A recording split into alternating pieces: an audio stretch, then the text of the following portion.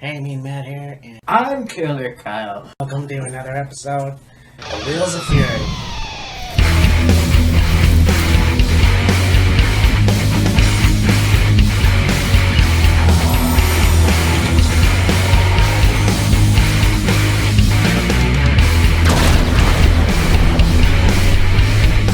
TVs, this is how we look. Yes. Hey, me and Matt here, this is Killer Kyle. And I figured, no, we haven't done in 2 years. Now this week, yes,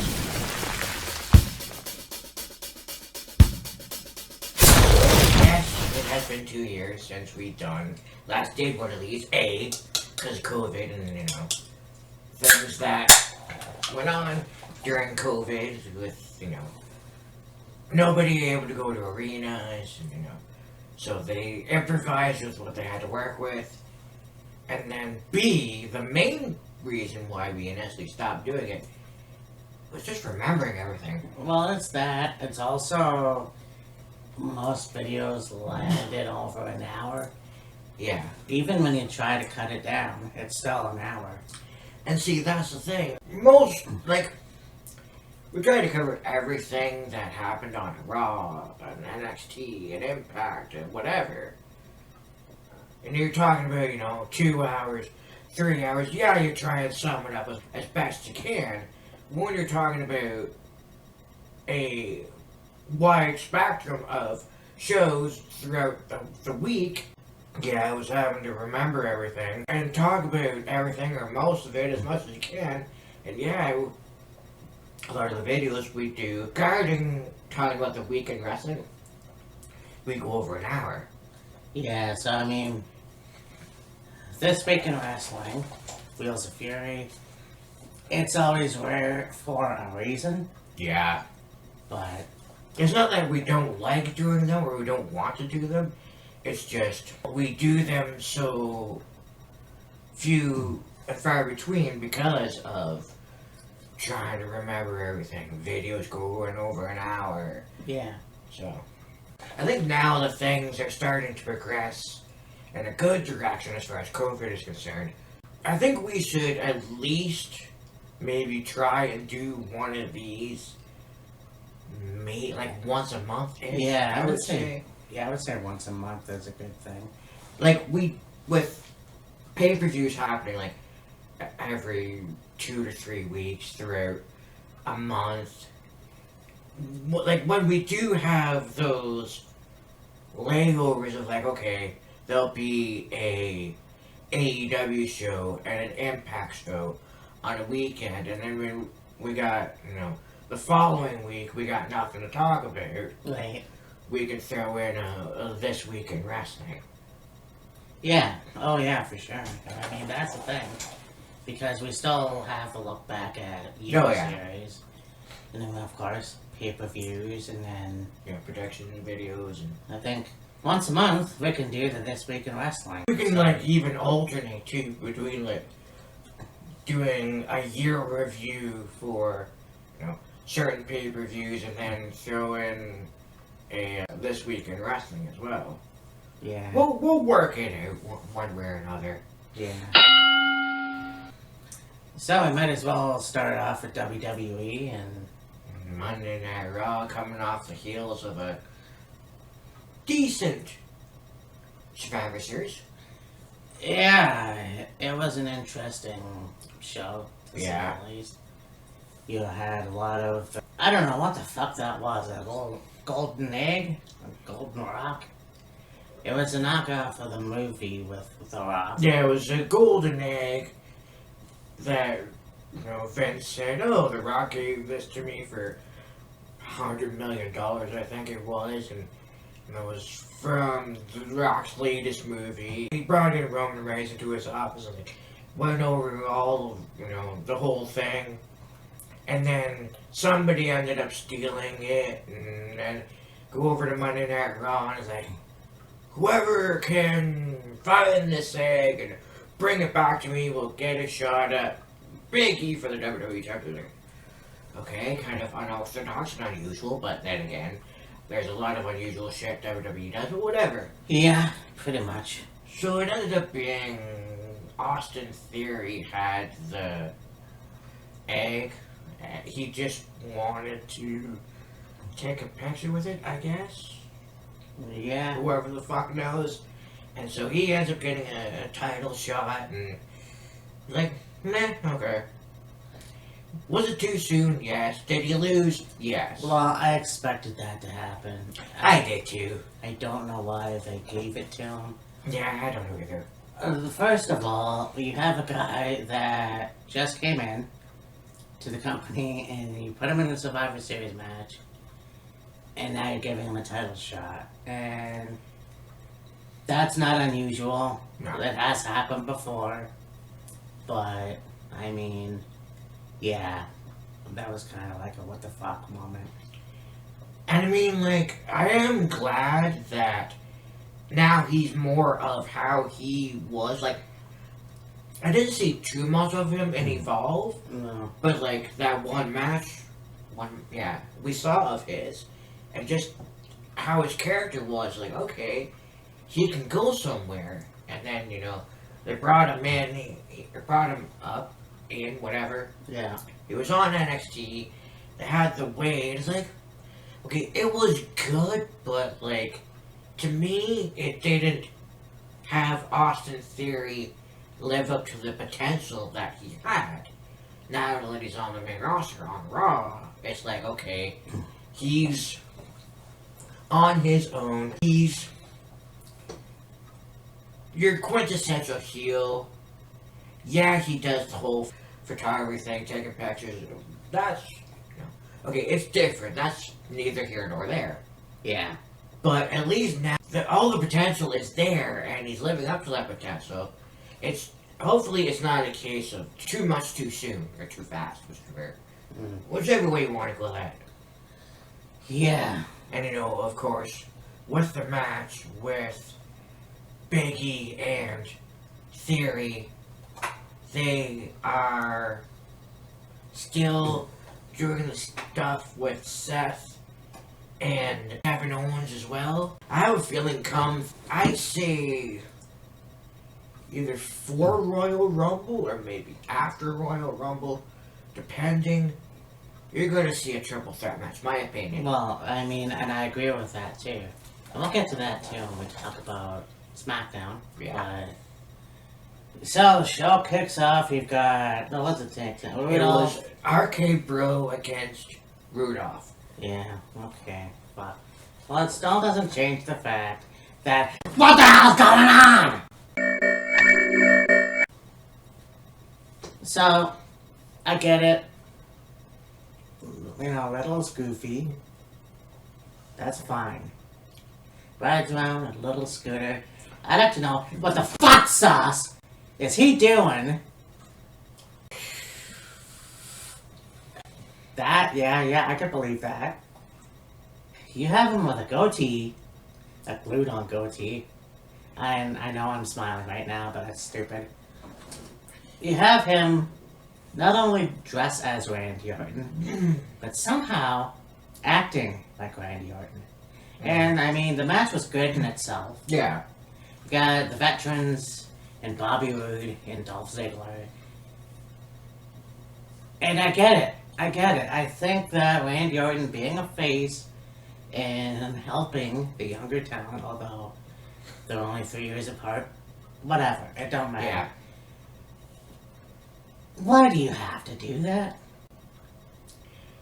I mean, Randy Orton has been trying to get Riddle to be, more serious and less goofy, and, they're the tag team champs, so, take things more serious and be more serious.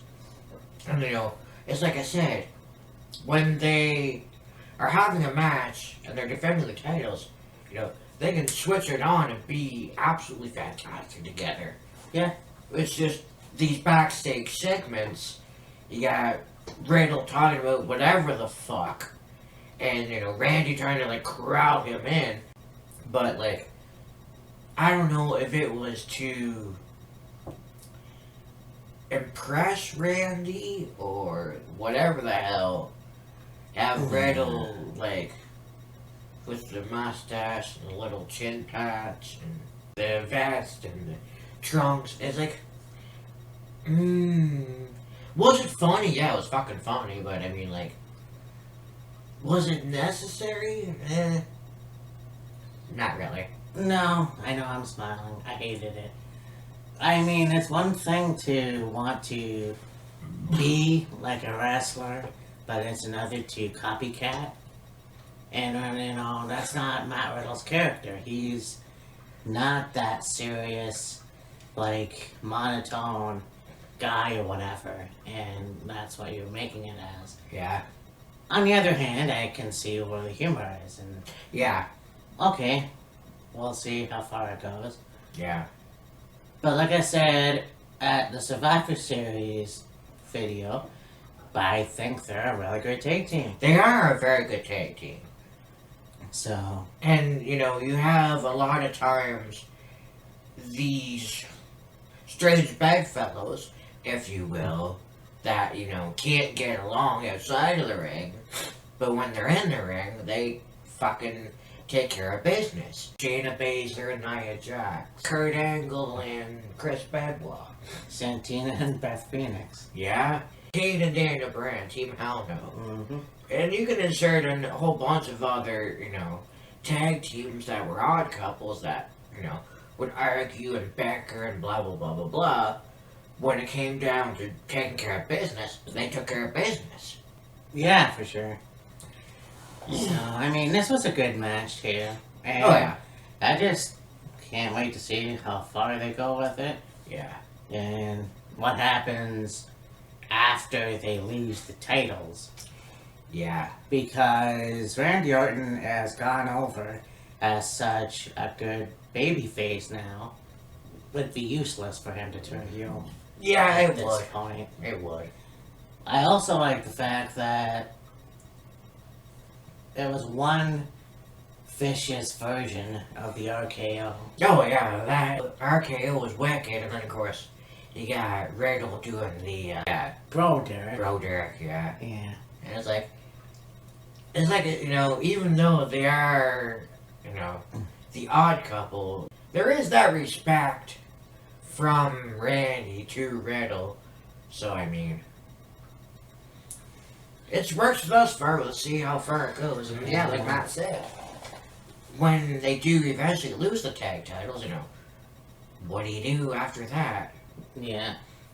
So then they went on to Bianca Belair taking on Tamina. But, you know, just to see Tamina still in the ring is amazing. I mean, she's not that old, obviously, No. but again, another one that really should have a singles title. And she's been in the company now for over a decade. Yeah. Let's fucking do it. You know, shit or get off the pot. Yeah. But this was a good match, too. Yeah. And, of course, afterwards, you got Piper Niven coming out with a leather jacket, so we know she's evil. And she's beating the shit out of Bianca Belair, so... Maybe they're gonna drop the dewdrop shit and call her Piper Niven now? Hopefully. I mean, we'll see. It's really pointless for that to continue. Yeah.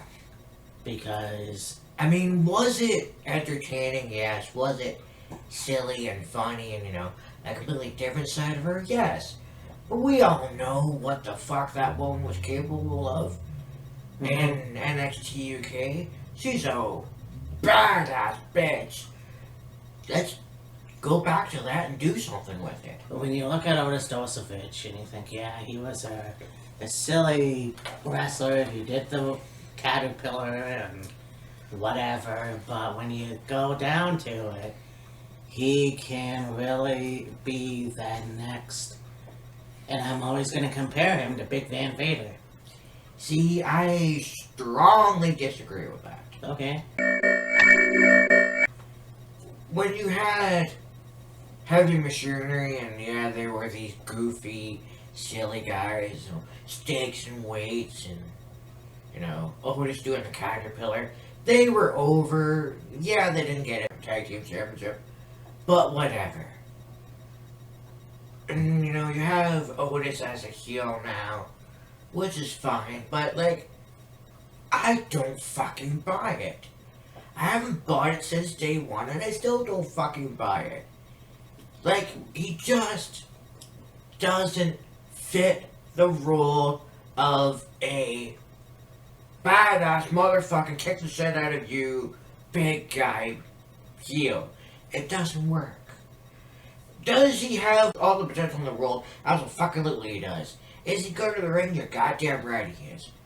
But, like, when you've got this loudmouth, cocky, arrogant jerk, Chad Gable, it's like, okay, that works, but, like, if you're gonna have a cocky loudmouth, you'd need a really good big guy to back it up.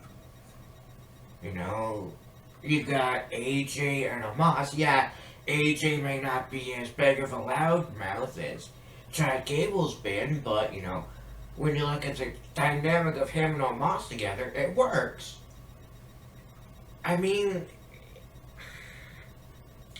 with Gable and Otis, like, it kind of works, but I mean, why haven't they gone any further than where they are?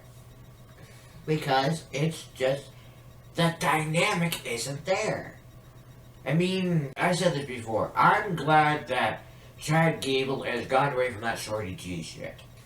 It was good, but it was like I said, he looked like some dude walked into WWE, just came off of playing street ball, wanting to wrestle and wanting a contract. Now that he's gone back to basics, I'll say, he's gotten better. Well, not necessarily gotten better, but his character has gotten better. Yeah. His in-ring work is still good. And, you know, they partnered him with Otis, which is fine, but, like, give us more with Otis, please. Like, if you're gonna have it work, have Otis, you know, yeah, okay, yeah, he doesn't talk, fine. But, like, have him be a fucking wrecking machine. Please, for the love of God. That's all I'm asking. Make him more buyable as your heel big guy. Fuck, there's a laundry list a mile fucking long of big monster bad guys. You can show fucking Vader in there for sure, but Otis is not buyable. It's just not there. I want it to be there, and I'm sure he does too, but it's not. And there's so much more you can do with him. Just give it to him. Well, not like that, but you know what I mean. Not to mention the fact that you have these relevant take teams. Yeah. Heavy Machinery, American Alpha, fucking, well, if you want to go there, Fire and Desire. Although I think, Yeah. since the split, Mandy Rose is really... Mandy Rose has excelled, and, well, you've got Sonya as the higher up And it's management, whatever the fuck. Yeah. But it's almost like, okay, let's see if these women, or men, whichever, can break off and do other shit. And I understand it was way too soon to break up Heavy Machinery. Yeah. It was way too soon to break up maybe American Alpha, I don't know. I mean, where the fuck is Jordan James or Jason Jordan? Jason Jordan? I believe that this is just kind of what I know and what I'm going off of. Yeah. There was something that happened. He got a neck injury. I don't think it was serious enough to require surgery, but it was to the point where he can't wrestle anymore. And so I think he's doing production, maybe? Yeah. He's behind the scenes anyways. Mm. Yeah, he hasn't wrestled in 3 years at least. Sure. And I think he's like a producer or something behind the scenes. Seth Rollins and Finn Balor. That was a fairly good match. Yeah, Well, actually, it wasn't really a match. It was just a beatdown. Judging by last week, yeah, Seth coming out and he's going like this, looking for people in the audience. Yeah. So anyways, yeah, this was a beatdown, and this is pretty cool. I mean, this is gonna be a good feud if that continues. Yeah. But I think Seth is going to go for the WWE title. So we'll see where that goes. And I mean, you look at the thing with Kevin, and so, yeah, I think Kyle's right. If they don't have a triple threat, I don't know what's going to happen. Like a triple threat at the Royal Rumble. Yeah. So, that's just kind of how I see it. And it's kind of too bad that that's what they're doing with Kevin Steen. At this time, I don't know what's going to happen in the future. Yeah. If he does go to AEW, I don't blame him. But I think, and I said this to my brother, and I probably mentioned it here too, the reason they would put the title on him is so that he could stay in WWE. Because, I think his contract is going to be up the end of January. Yeah. And Royal Rumble is close to the end of January. About. So, I mean, yeah, if you want him to stay, hey, we'll give you the WWE Championship. So, negotiate whatever. Will he agree to that? Who knows? Mm. Yeah, it's just one of those things where it's like they fucked over a hell of a lot of people in the last 2 years. And, you look at where Ruby is, a lot of them over Adam Cole.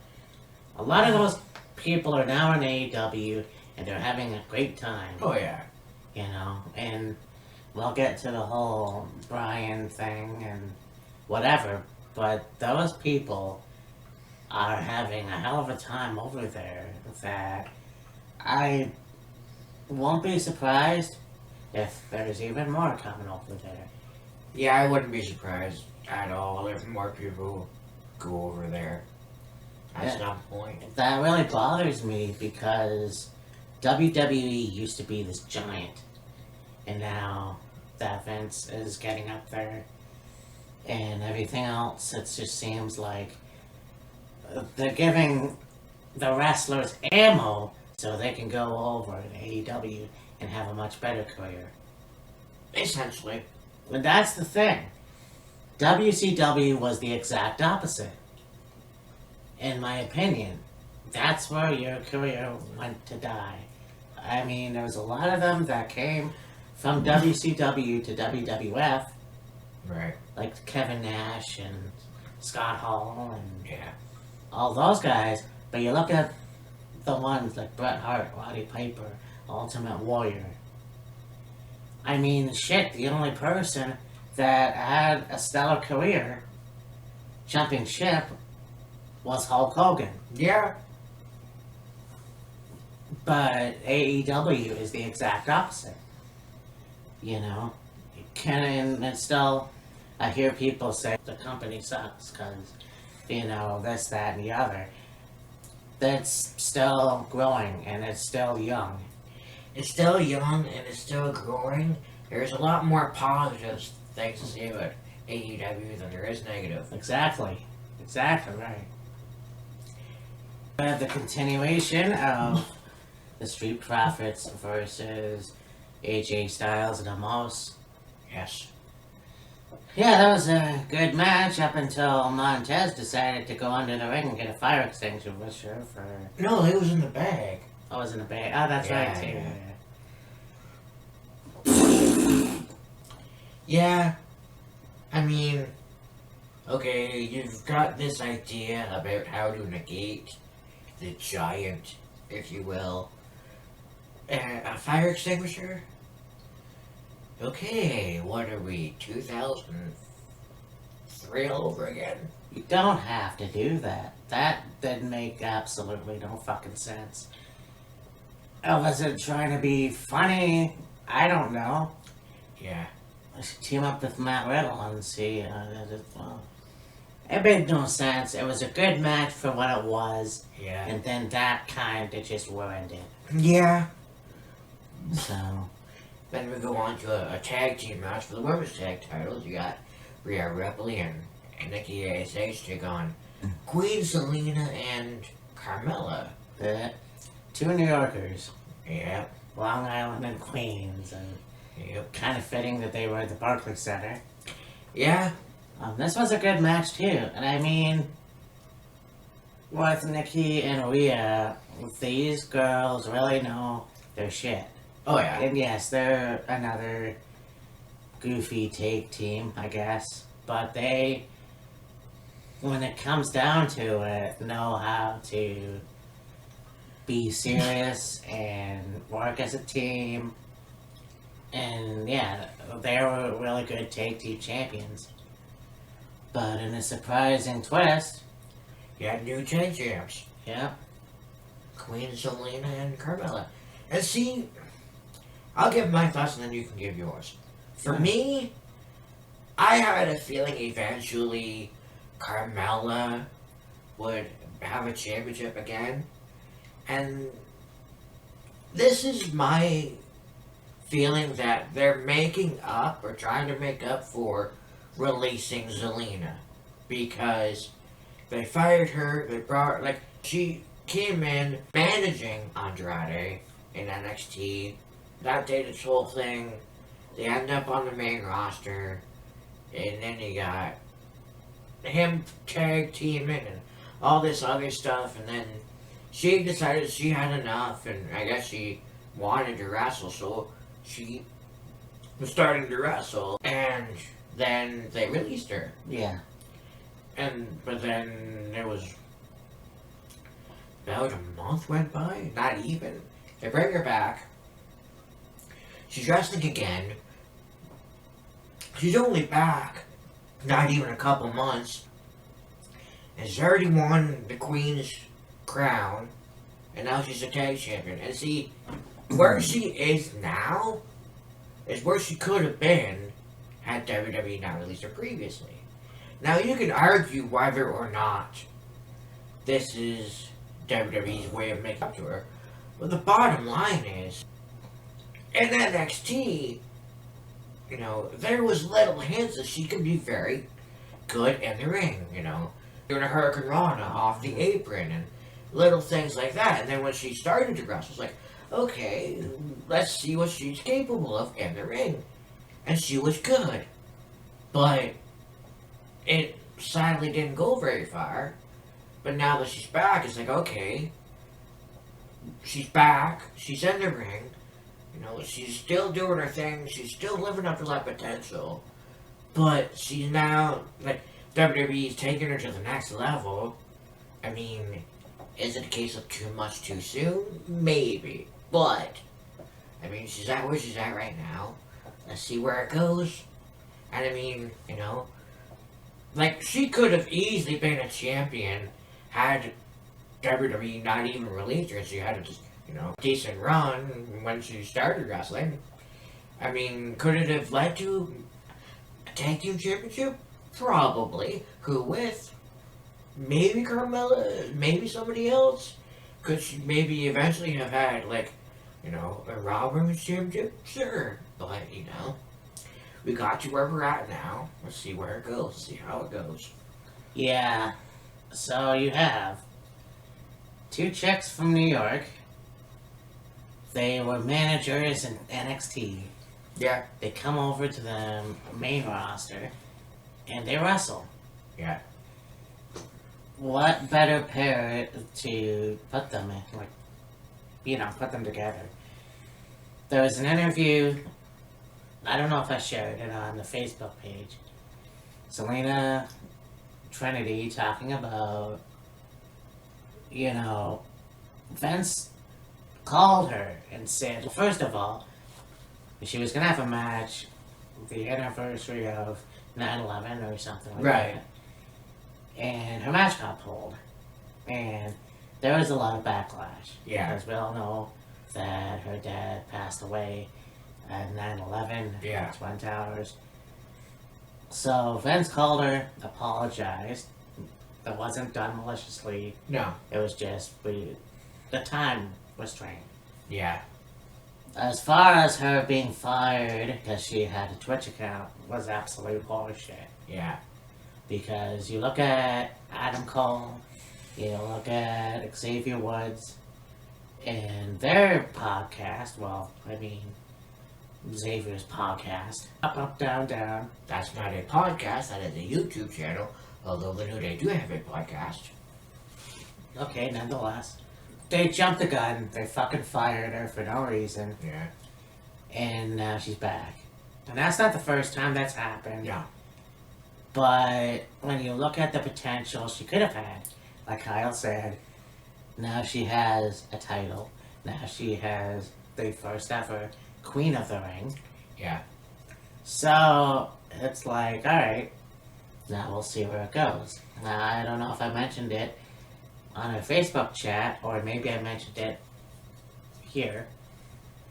But talking to my brother, and it would have been interesting to see her in the AEW managing Andrade Yeah. and Malachi Black. Yeah. I was gonna say Alistair, but whatever. Because A, she managed Andrade in NXT. And B, she's married to Malachi. So that would make sense. I'm glad she's given it a second chance Yeah. in WWE, but yet we'll see where it goes. Yeah. Now that the titles are off of Nikki Cross and Rhea Ripley, We'll see Yeah. where that goes. I mean, we know that Rhea's a badass chick. Oh, yeah. Is there going to be a potential heel turn, and then they might face each other at, let's say, Royal Rumble or whatever? Maybe. Who knows? Yeah. You know, but we'll see what happens with the Scream Queens and their title reign. Yeah. And yeah, I mean, it could be good for them. It seems to me like when they had Carmella do this whole new character, like it was going good, but then it kind of seemed to be she was getting lost in the shuffle, sort of. Yeah, Like she was doing okay, but then she wasn't doing very much. And then they brought back Zelina, and then, you know, she's on her own. She wins the Queen's Crown, and then not long after that, her and Carmella are partners. And I was like, and you know, it actually works. yeah, oh, it does. And I mean, that's the thing. It does. And I want to see more. And I'm pretty sure. And that's kind of a shame because a lot of the female talent really no take team anymore. Yeah. You know, Fire Desire broke up. Riot Squad broke up. The only member left is friggin' Liv. Yeah, we'll talk about her in a minute. I know.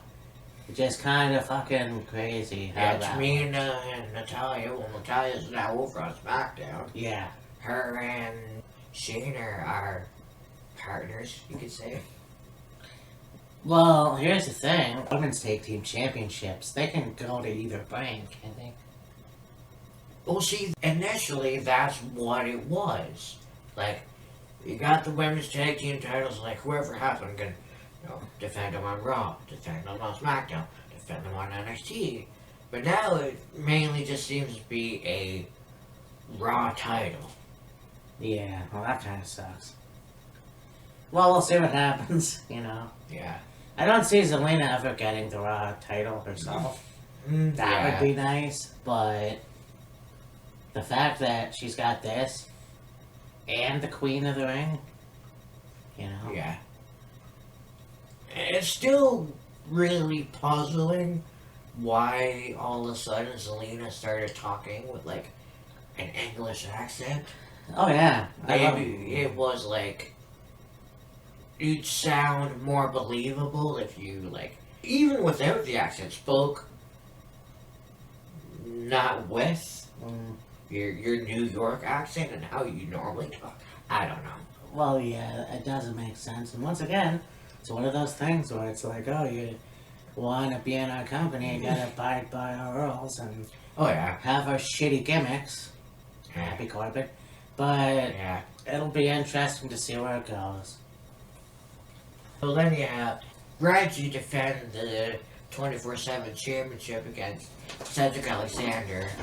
Cedric ends up winning, and then there's a few other things that went on, and then Dana Brooke wins the championship.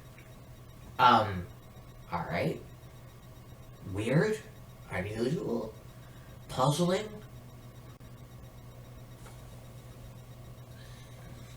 You know, it really pisses me off.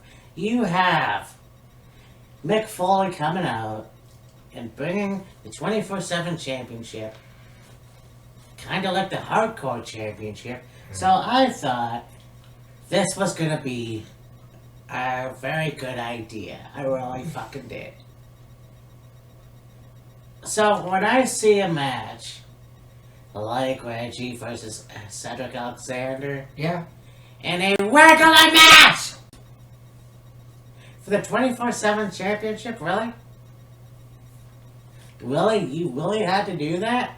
You couldn't just have a backstage segment? Like, how many times was the hardcore title defended in a regular match? Very little. Yeah, so, like, that was not...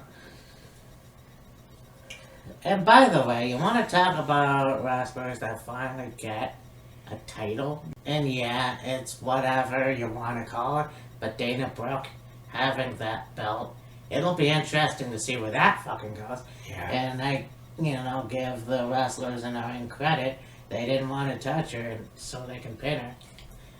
But it's whatever. It's just fucking crazy to me why you don't have a title that says 24/7 and yet you just have to have a match. Why? Because filler, I don't know.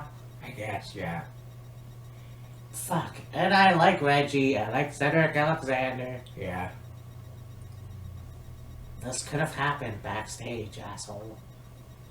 Seemingly, Now, I will say that for a 24/7 championship, the 24/7 rule seems to be non-existent. At least with the fucking hardcore title, there was a legit 24/7 rule that was applied. I know. Anyway. Yeah, no. You take a great idea, and Vince McMahon has to wring out his fucking urine-soaked diaper on it, and it fucking ruins everything. God damn. There's a new one for you. So then you had a 2-on-1 handicap match. You got Ray and Dominic against Bobby Lashley. That was a really good match. Yeah. And I'm not sure why. I mean, I think they're done with the whole Ray and Dominic, exchanging, like, words or whatever. I guess. I don't know. I mean, I honestly don't see Dominic turn heel. No. So, I mean, and that's the one thing I'm trying to figure out, is when Ray is going to finally conquer Bobby Lashley, because that's not going to happen anytime soon. No.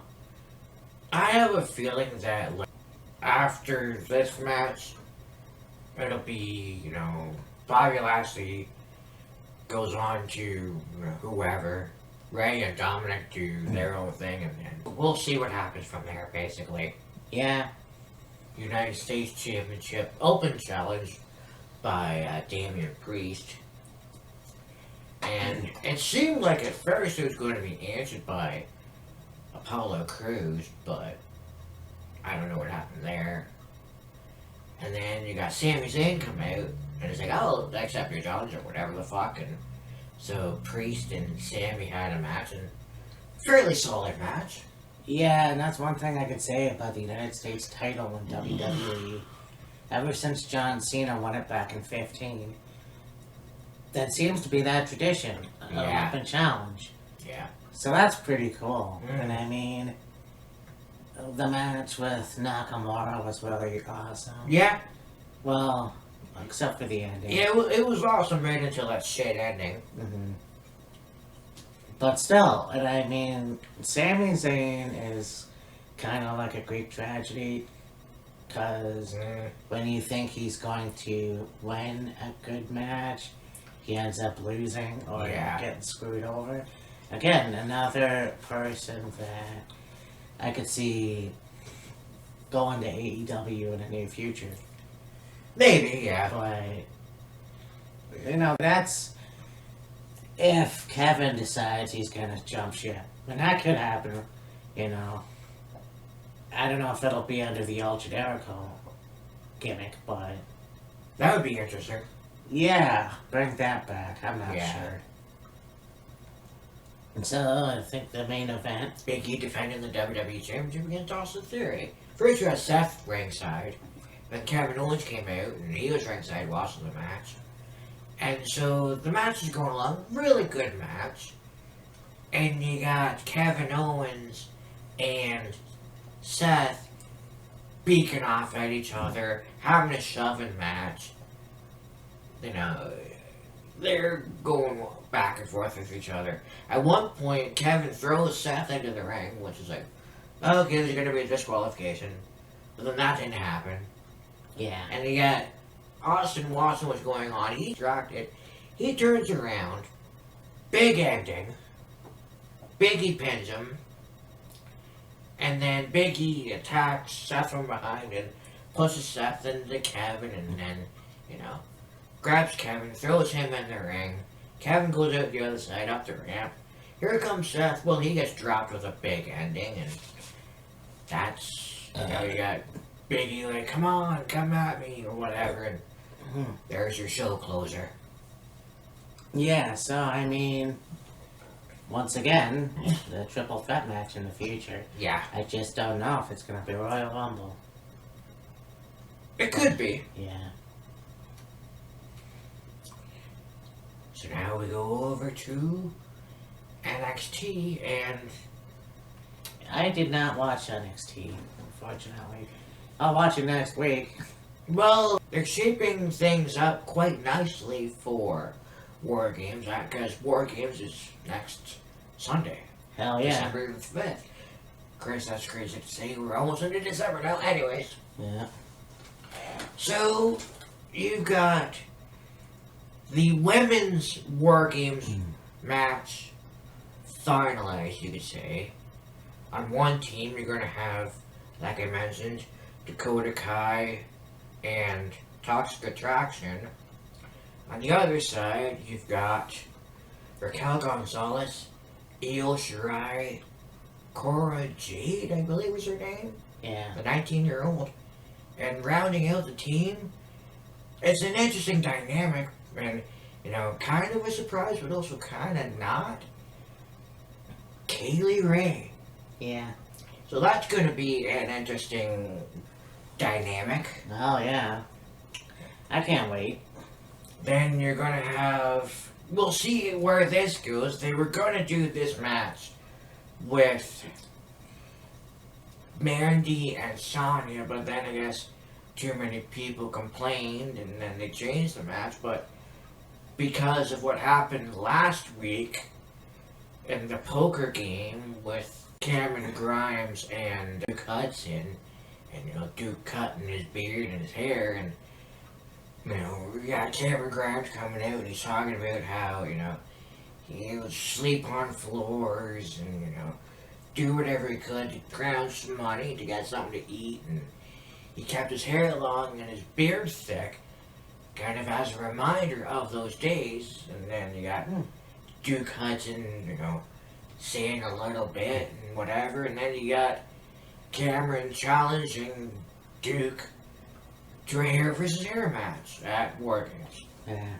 So that'll be interesting. Started off the show with Champa against Grayson Waller. Tommaso kicked the shit out of him, basically. Yeah, Grayson Waller is kind of interesting. Yeah, I can't wait to see what more they do with him. I don't think he's gonna ever become an NXT champion. No. But I could definitely see a North American title in his picture. But it's interesting because I don't know if he's a face or a heel. Yeah, and it's hard to tell. But then you had a tag team match with Casey Catanzaro and Caden Carter against Indy Hartwell and Persia. You got Indy being distracted with what happened to Dexter Loomis last week, and so she would get into the match and she would hold her own, but she was. Oh, I could have looked right there. So anyway, her mind was in a completely different place, and so Casey and Caden were able to get the win in that match. Then you had Santos Escobar against Malachi Blade. Malachi Blade. Yeah. Now, it's not the traditional American spelling, or North American, whatever. Yeah. It doesn't have the CH in it, it's just M-A-L-I-K. Or is it Malik? Anyways, it was a fairly good match. Santos ended up winning the match.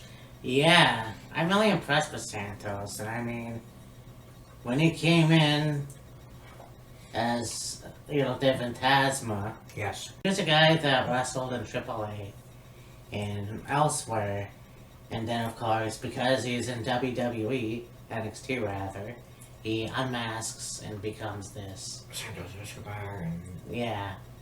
Well, she also had a little bit of a run in Impact, too. Oh yeah. That's LJ Phantasma. And there was him and then somebody else. Yeah. That were kind of partnering for a little bit. Yeah, Santos is very, very good. Then after the match, you had the guy Del Phantasma talk about the big... whatever. Yeah.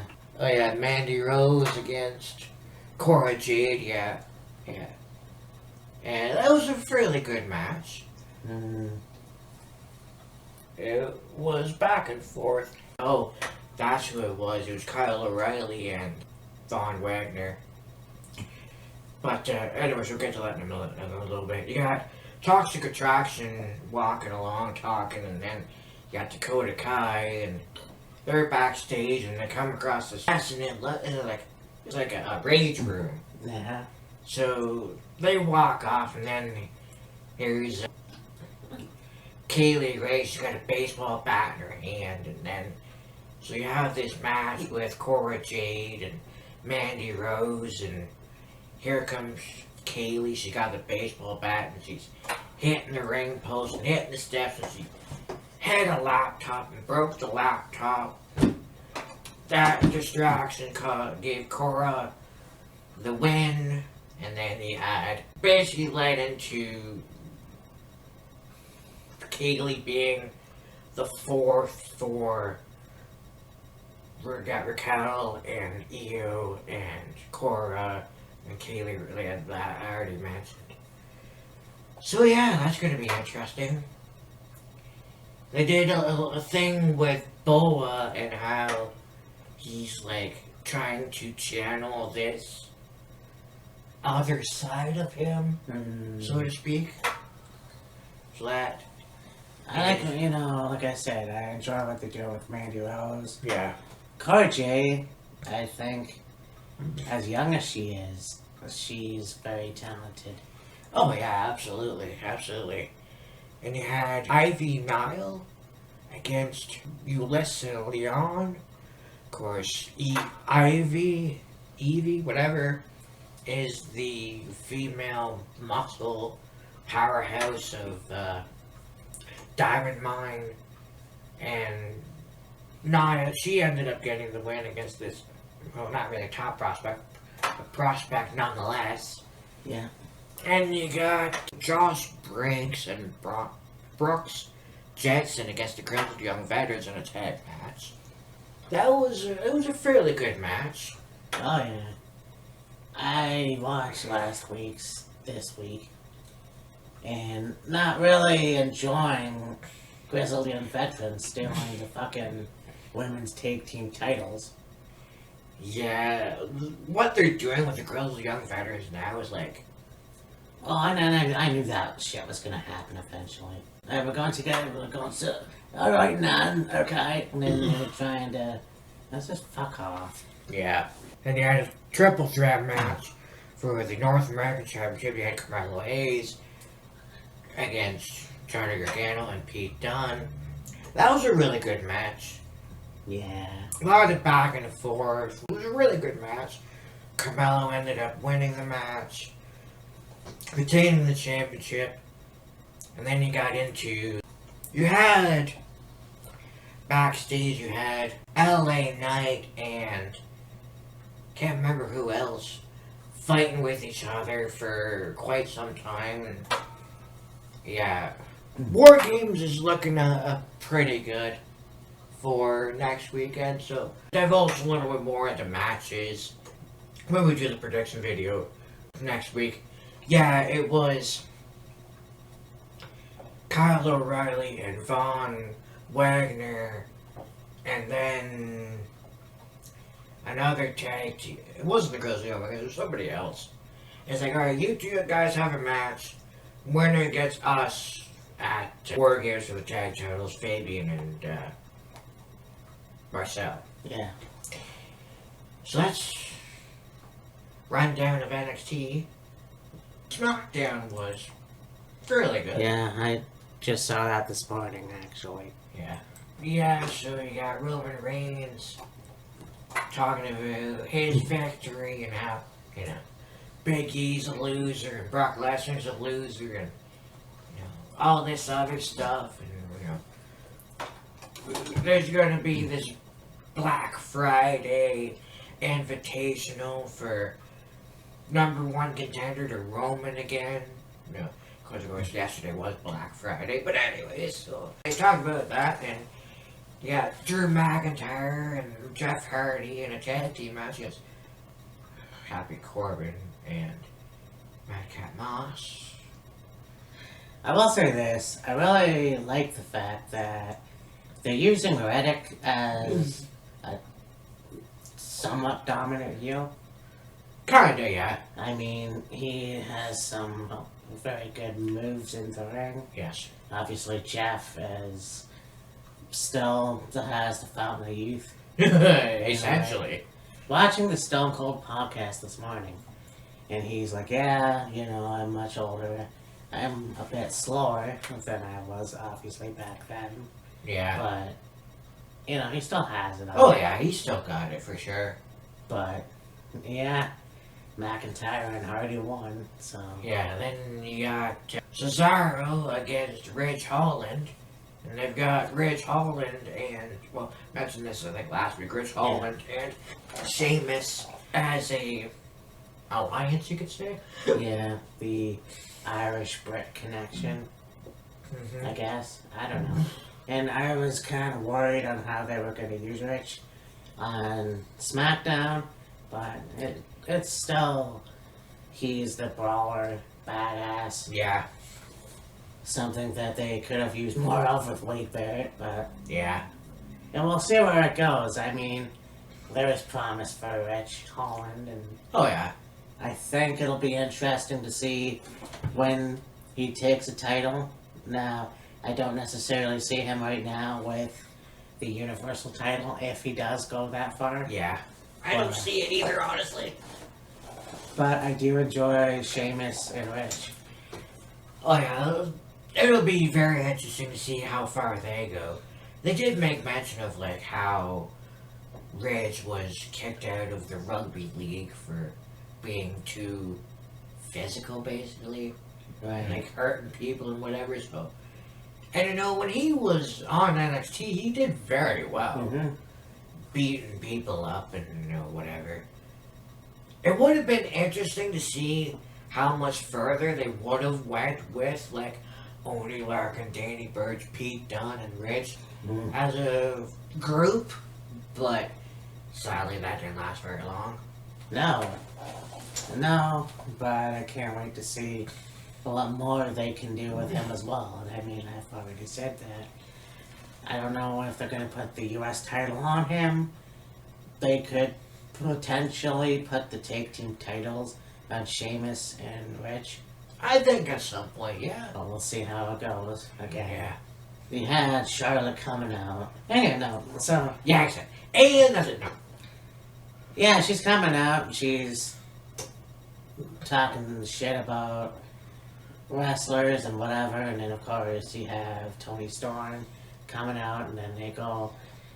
And I thought it was going to be great. But, of course. Well, whatever. You have to spread outside the ring. Yeah. And fucking Thanksgiving feast, if you will. They were gonna wrestle or whatever, and basically Charlotte had pied Tony in the face. Yeah. And that was supposed to be funny. I guess. Whatever. Yeah. Angel against Rick Boogs in a Thanksgiving leftovers throwdown. Mm-hmm. That was fun. That was a fun match, and I mean that was good. Yeah. You had Nakamura get involved, putting, I believe it was a Humberto through a table. Yeah, Humberto had grabbed the guitar and was playing it. He's standing on one of the tables that the leftovers were on, and Nakamura just came over and kicked the legs out from under him, and he went through the table, and the table broke, and yeah. I think that Angel Garza and Humberto Carrillo are great and take. Well, they're cousins, so why not? It's interesting because when Angel first came in, he beat up and they had a little bit of feud with Angel and Humberto. Then they went their separate ways. Humberto was doing okay. Wasn't really rising too much to prominence. Angel was kind of here and there, whatever. And then it was kind of like, alright, we're not really doing anything with these two guys. Let's put them together, have them as a tag team, and call them the Los Lotharios, and, see where they go. And, it's pretty good so far. Yeah. Sasha and Naomi against Shayna Baszler and Natalya. So, I thought this was going to be a screwy finish. Yeah. I mean, Sonya was at ringside on commentary, but actually no. Sasha and Naomi won.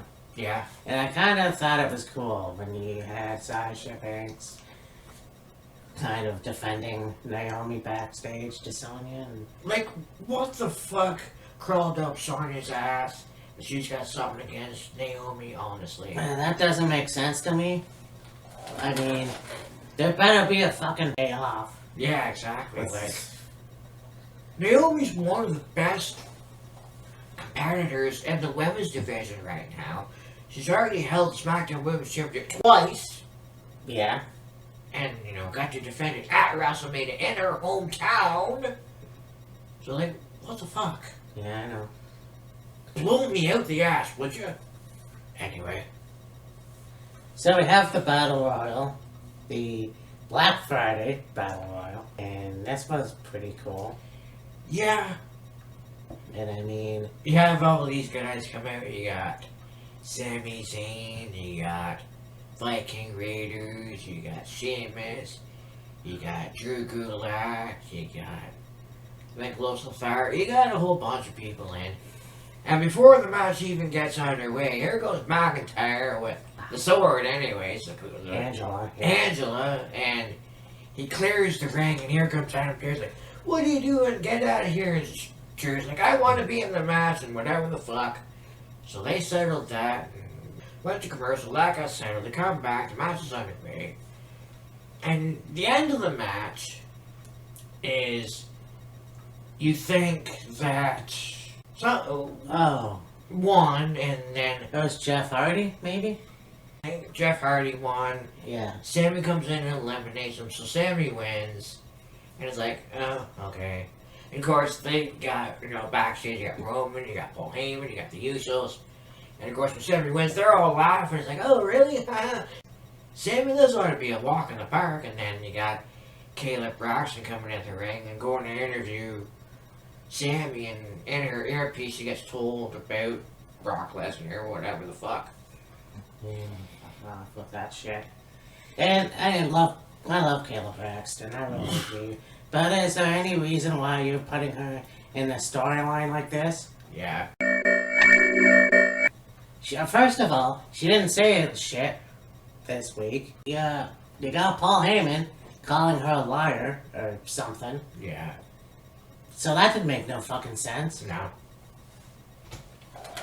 And really, why do you have to keep shuffling the shit with Brock Lesnar coming in? Yeah. It's a done deal. Yeah.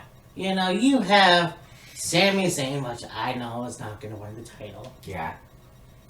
But you also have Drew McIntyre. Yeah. Why are we doing this again? We don't need to. Brock is old motherfucking news. Like, seriously, it's just stupid. And I said that before. You have Bryan and Edge and fucking Cena. And you just go, well, let's give it to Lesnar. Now, maybe that's not going to happen. Maybe it will be Drew McIntyre. In fact, I want to see him as the Universal Champion. I mean, he was already the Universal Champion on the Red brand. WWE Champion, actually. Foul! Anyways. Yeah. That would be pretty cool to see him as the Universal Champion. Oh, yeah, for sure. So, why the fuck not? Why are we teasing this again? Yeah.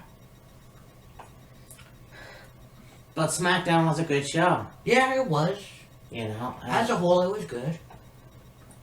You know, I mean, the spread outside was used. I mean, it wasn't like years past where it was a massive food fight. Yeah. Some food was used today. Yeah. Now, I mean, on Raw, you did have Seth come out and talk about, oh, I'm the sole survivor, I did it all by myself, and, you know, Bobby Lashley got counted out, and, you know, Kevin walked away, and all this other stuff. And then you got Roman talking about, you know, I beat Big E, and he's a loser, Brock's a loser, blah, blah, blah, blah. But as a whole, from the build-up to Survivor Series itself, to post-Survivor Series, it seemed like nobody gave a shit. No. Nobody fucking gave a damn. Not really. I mean, was Survivor Series terrible? No. Was it good? Yes. Could it have been better? Fuck yes. Mm-hmm. But, you know. And I heard SmackDown did get the lowest rating this week. I have to disagree with that, but that's only my opinion. Could it have been better? Sure. And that's the thing with WWE. It's almost like, could it have been better? Fuck yeah. But for some reason, sometimes they just give up. SummerSlam was brilliant. Yeah. You could have did that with Survivor Series, but you didn't do it. Yeah. I mean, I'm sure you'll get that at the Royal Rumble. Most likely. But, I mean, Jesus Christ. Can you not stick to one thing? Either it be good or bad? Come on. Yeah. But anyways. There seems to be a lot of inconsistency. Yeah. And I mean, look, you talk about Seth Rollins. Becky Lynch came out and she's talking about, she's playing the crowd, and then she's talking about, her opponents and stuff, and who she should be facing. And then, of course, Liv Morgan comes up, and they have the backstage segment with Becky Lynch and then Liv Morgan, and Becky's berating Liv, and Liv either looks like she's gonna cry or she's gonna drop a deuce, and then she ends up slapping Becky and storming off. Yeah. Yeah. That'll be an interesting match. to say the least. Should they give the title to Liv? Yeah, I think so. Yeah. That would be fun. That would be great, actually. Yeah. Why the fuck not? Yeah. Now, at least one member of the Riot Squad actually gets something. Yeah, exactly. It's just a shame that the Riot Squad had to fucking dissolve before anybody got anywhere of relevancy. I haven't watched Impact yet. Impact, I'd say don't bother. Okay. Cause it was a Thanksgiving show, but they did the Wrestle House again, and Oh, really? Jesus. yeah. There's been better Thanksgiving shows, in my opinion, for Impact. So, I mean, if you want to watch it, you can. But I wasn't all that into it. Like, it was okay, but nah, for your Thanksgiving show. Yeah. That sucks. Alright. Well, Ring of Honor was good. Right. You know, you had the triple threat match. You had Allison Kay. I can't remember the other two women's names. Mm. That was a good match. With Brian Johnson and...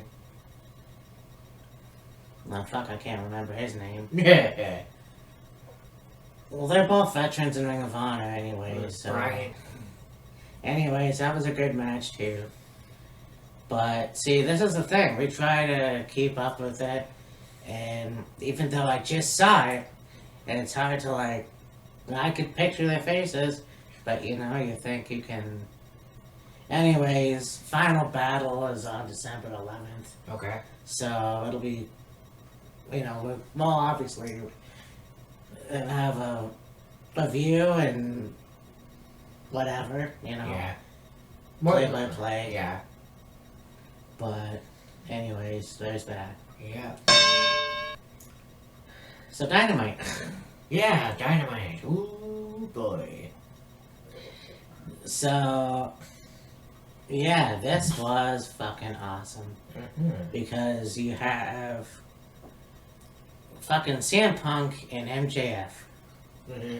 in the ring finally talking, because last week CM Punk just left.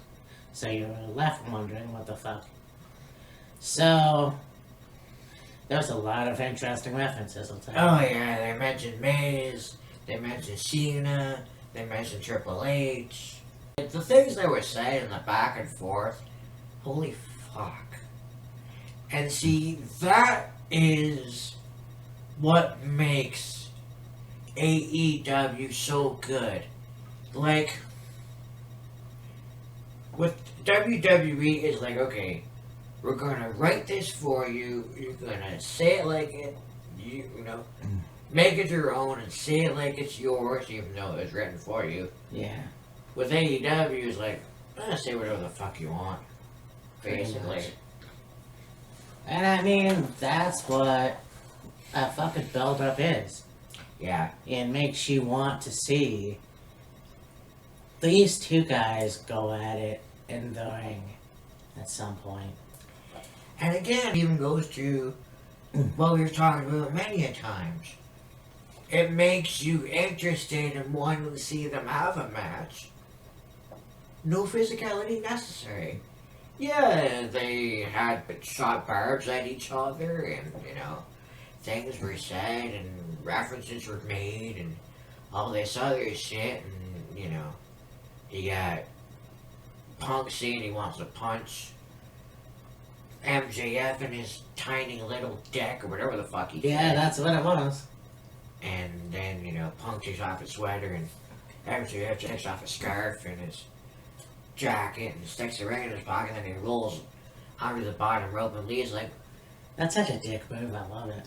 oh, yeah, like, you know, there was some things that MJF said that were the truth. Like, he's talking about how he's every promoter's wet dream, and it's like, MJF is like your quintessential, I'll say, like, 80s heel. Yeah.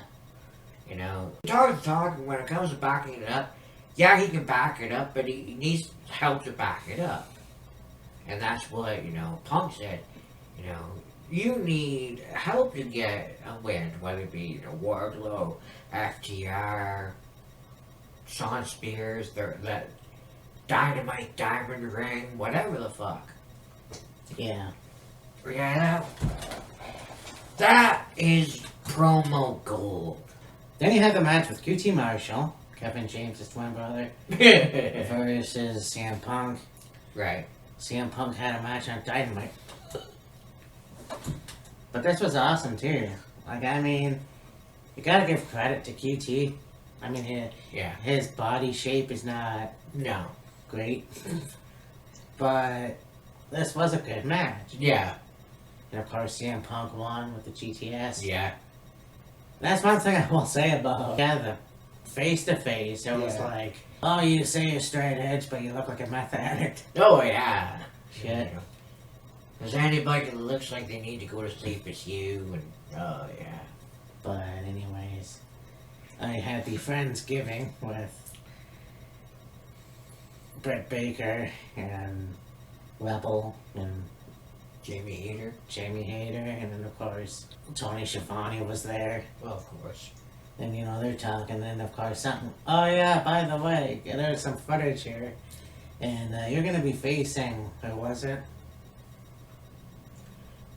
Well, I went to watch Dynamite on Wednesday, and it was fucking college football, I think. Yeah, that's why I missed the main event. The fucking football was on, so I kind of missed the main event. Right. But you did have backstage interview with Jurassic Express and Christian. Yeah. There were matches, but it was like, I'm trying to remember, there was more interviews than anything. Yeah. Chris Jericho had an interview, and then you had the Montreal guys, whatever their names are, that came from NXT 2.0 come in, and then there was a segment. Actually, yeah. At first, they interrupted Eddie Kingston, who was sitting there having a cake and a coffee. Yeah. And then they beat the shit out of him. Yeah. You had the Bryan Danielson match with Colt Cabana. Yeah. And those two with their historic history. That was a really good match, and of course, Bryan won. Yeah, and I think character knocked a tooth out of his head. Yeah, he did. You're like, holy fuck. So, I mean, he's playing the heel character. Oh, yeah. And whatever. So, he's like, yeah, I'm in Chicago. I kicked this guy's head in. I'm going back to wherever they're going to be next week and finish the Dark Order. And then I'm going right after Adam Page. So Adam Page came out, and honestly, they were talking for a bit until the show ended for me, so I didn't see the main event. Yeah. But And that was kind of dumb. yeah, pretty much. Well, the main event, I think, was going to be the 8-man. Oh, yeah. You got Andrade, Malachi, and FTR against, would have been Cody, Pac, and the Lucha Brothers. Right. So, there it is. I saw little bits of stuff on social media about Dynamite, and it was Andrade and I think Pac were in the ring. Malachi missed it. Pac, Andrade hit him with that DDT of his, and there you go. Andrade got the win. Awesome. So that would have been a good main event to watch. Yeah. Football. Anyway. I tried to see if I could find it on Thursday some point, or I think even yesterday. I couldn't find it on the watch. But kind of just an overview of it on social media. I saw the whole segment with MJF and Punk. Fuck, that was good. Oh, yeah. Then, usually on Instagram, they'll have stuff from Dynamite or a Rampage, and so yeah. I thought about that interview, and I'm like, it's a long shot, but John Morrison's gone now. Wherever he's going to end up. Do you think that there's a chance you'll see Mike Mizanin on AEW? Maybe. Because those chants that the crowd did, I mean, that's potential anyways. Well, I mean, like, you know, you have Punk talking about how disappointed he is, and MJF with these low cheap shots, if you will, and he calls MJF a less famous Miz. Yeah. And he's like, I'm glad I found out your name is Max, because I let MJF stood for my jealous fan. That was a good one. Yeah. So, that was a very good show. I mean, this was a good episode.